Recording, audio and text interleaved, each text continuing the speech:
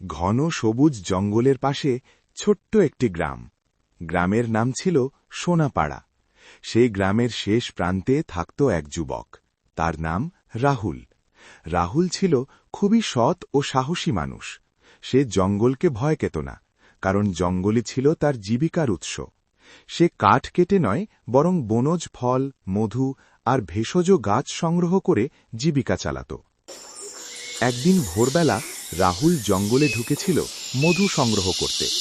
হঠাৎ সে গভীর জঙ্গলের ভেতর থেকে একটি করুণ গর্জনের শব্দ শুনতে পেল। শব্দটা শুনে অন্য কেউ হলে ভয় পালিয়ে যেত, কিন্তু রাহুল কৌতূহলী হয়ে শব্দের দিকে এগিয়ে গেল। কিছু দূর গিয়ে সে দেখল একটি বড় রয়্যাল বেঙ্গল বাঘ মাটিতে শুয়ে কাতরাচ্ছে। তার পায়ে গভীর ক্ষত, সম্ভবত কোনো শিকারের ফাঁদে পড়েছিল। বাঘের চোখে ছিল যন্ত্রণা, কিন্তু আক্রমণের ভঙ্গি ছিল না। রাহুল প্রথমে খুব ভয় পেল, কিন্তু বাঘটির অসহায় অবস্থা দেখে তার মন নরম হয়ে গেল। সে ভাবল, এই বাঘ হতো আল্লাহর সৃষ্টি, কষ্টে থাকলে সাহায্য করা উচিত। সাহস সঞ্চয় করে রাহুল ধীরে ধীরে বাঘটির কাছে গেল। আশ্চর্যজনকভাবে বাঘটি কোনো আক্রমণ করল না, বরং চোখে যেন সাহায্যের আবেদন ছিল।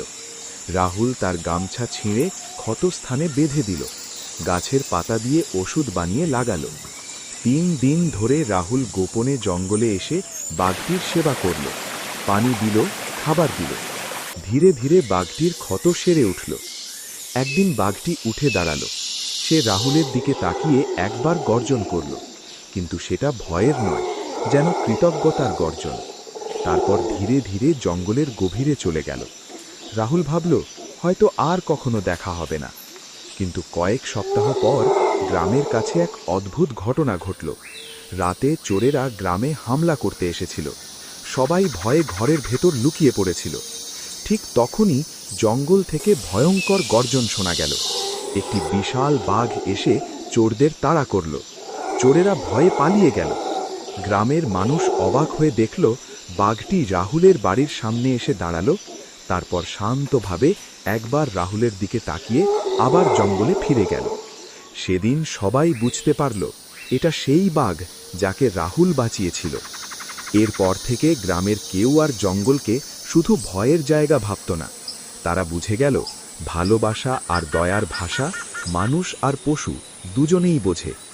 আর রাহুল, সে আজও জঙ্গলে গেলে দূর থেকে মাঝে মাঝে এক পরিচিত গর্জন শুনতে পায়, বন্ধুত্বের গর্জন।